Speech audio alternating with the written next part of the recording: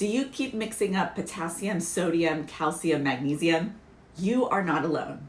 Most nurses are just trying to memorize symptoms and electrolytes. And that's exactly why they just forget them when it comes down to the exam, whether it's a nursing school exam or the NCLEX.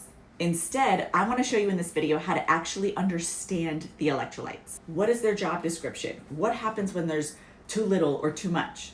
So you can remember them for nursing school, for the NCLEX, and when you're taking care of patients. I'm Meg, I'm a registered nurse and a nurse educator. By the end of this video, you will know normal lab values, which electrolytes do what inside of the body, what happens when they're too high, and what happens when they're too low. And I'm gonna give you an easy way to remember all of it. All right, let's talk about function first. Here's the biggest mistake that I see people making when I do tutoring. They jump straight to the symptoms. Instead, I want you to think, what is the job description of this electrolyte? And then once you understand the job, the symptoms make sense. Okay, potassium. Potassium is a really important electrolyte for muscles to be moving and contracting, shortening and extending of muscles. So if it's going to affect the muscles, it's going to affect mostly GI motility, heart muscle, and skeletal muscles. I also want you to remember that potassium has its own little electrical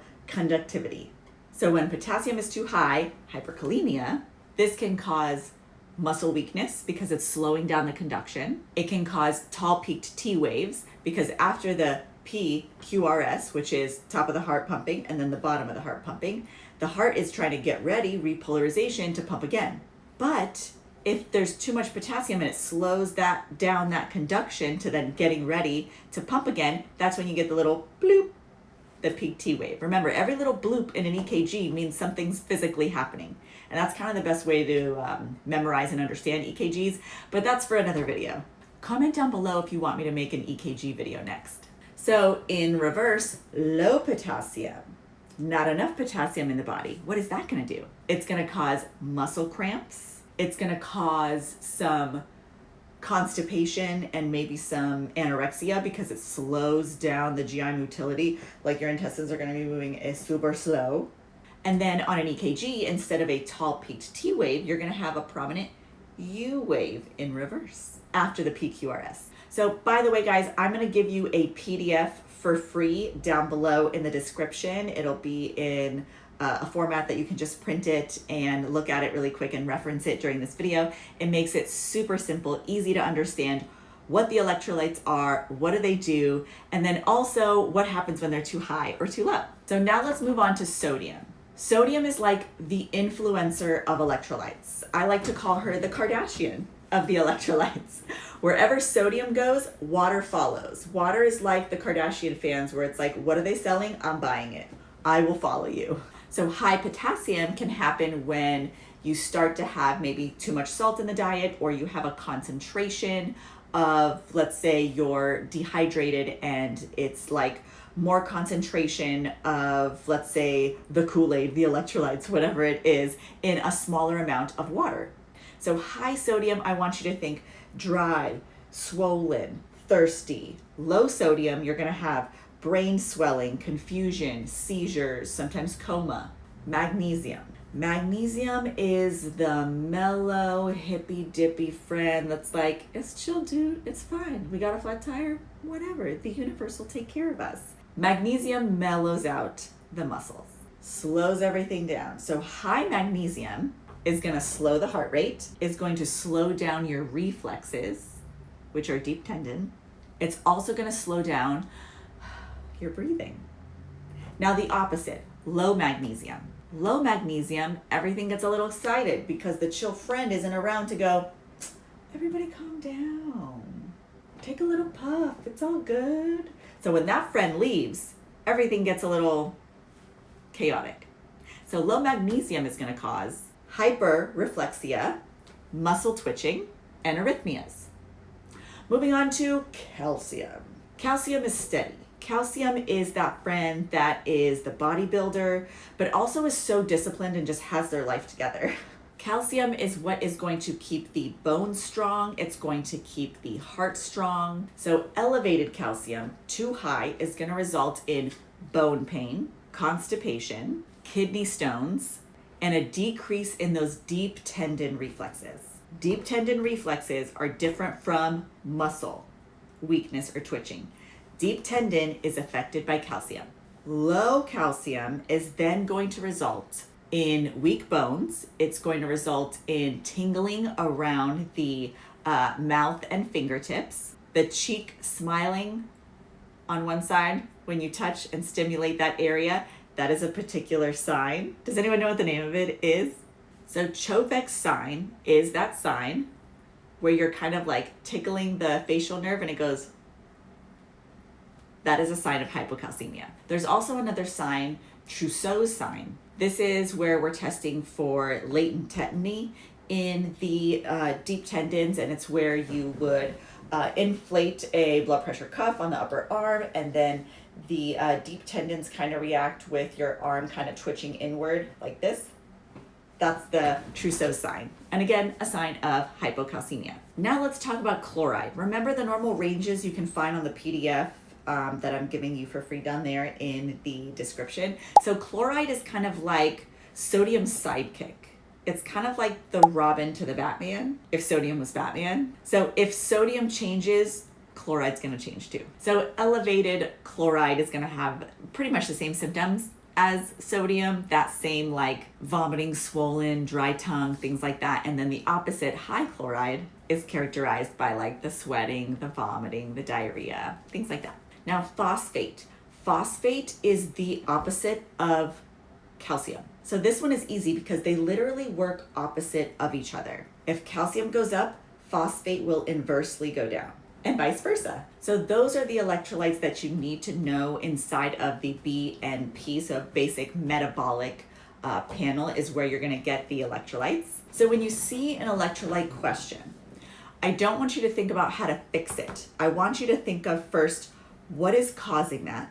And then I want you to think, what does this electrolyte do? What is the job description? What happens if there's too much? What does that look like manifested in the body?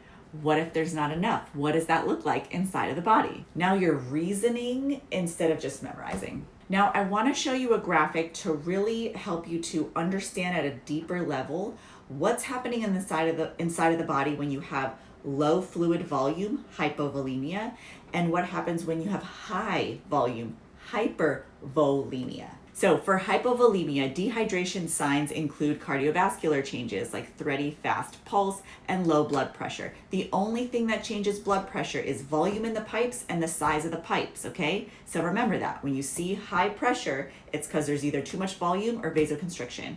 When you see a low systolic blood pressure, it's probably vasodilation or hypovolemia. It's got to be one of those. That's what changes blood pressure. So more about hypovolemia, patients may experience neuromuscular effects like decreased consciousness, renal changes, decreased urine output because there's like less volume in the pipes, and dry skin. Now GI symptoms, you can have slow bowel activity and you're going to be really thirsty. The lab findings are going to see an increased serum osmolality in the blood, hematocrit, the BUN, blood urea nitrogen elevated, serum sodium elevated and concentrated, and a higher urine specific gravity, a higher concentration. So remember, high osmolality and specific gravity indicate you're dehydrated. It's like putting a whole packet of Kool-Aid in 2 ounces of water as opposed to 12 ounces of water. Now let's talk about too much volume, hypervolemia, high fluid volume. So fluid volume excess results in cardiovascular signs like a bounding pulse, high blood pressure, distended veins. Respiratory changes include an increased respiratory rate, shallow breathing, moist crackles that you hear. If you hear crackles in the lungs, that's an indication of fluid. Crackles in the lungs indicate fluid in the lungs. There's no other reason why you would hear crackles. Let me show you a clip really quickly of what you would hear in the stethoscope for crackles.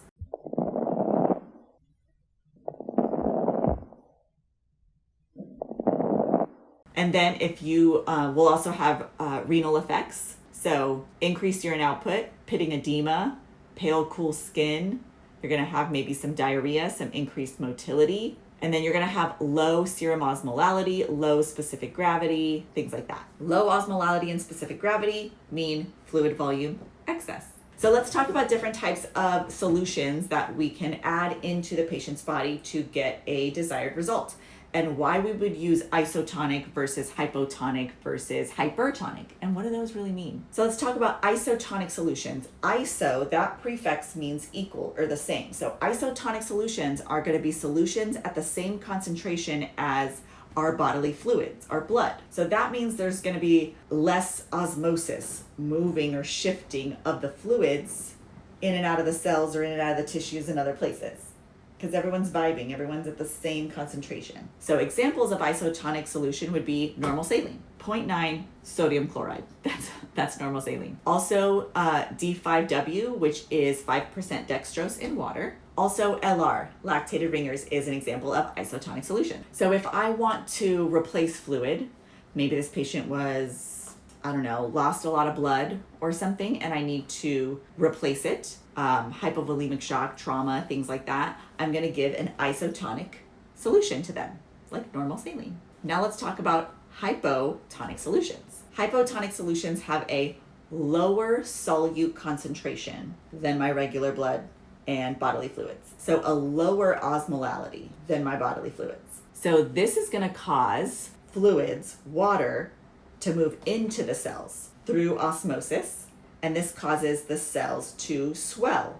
An example of a hypotonic solution would be what they call half normal saline, or 0.45% sodium chloride. If you are in diabetic ketoacidosis, or if you have hypernatremia, this is when you would want to give a hypotonic solution, because the cells are dehydrated and I want to move water from the vessels into the cells, from the pipes into the dehydrated cells. Does that make sense? Now let's talk about hypertonic solutions. So obviously these are solutions that are way more concentrated, because it's the opposite of hypo, way more concentrated than my bodily fluids. So if my bodily fluids are the equivalent of 1 packet of Kool-Aid in 12 ounces, this is going to be like 3 packets of Kool-Aid in 12 ounces, more concentrated. They have a higher osmolality. Because they have a higher osmolality, they're going to cause osmosis. And what do you think they're going to do? They're going to do the opposite of the hypotonic.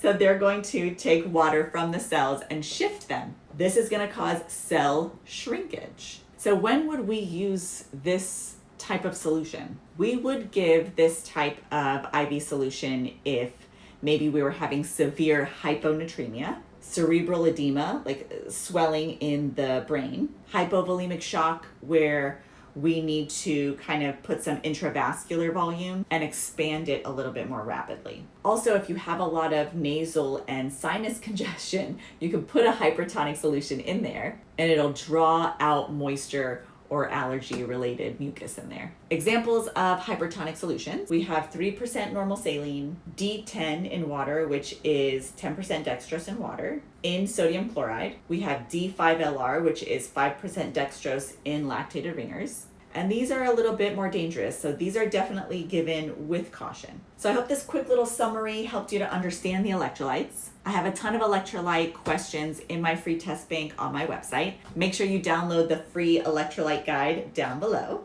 And if you still have any questions on the electrolytes and what they do and what happens, put them in the comments. I'd love to make a video just for you.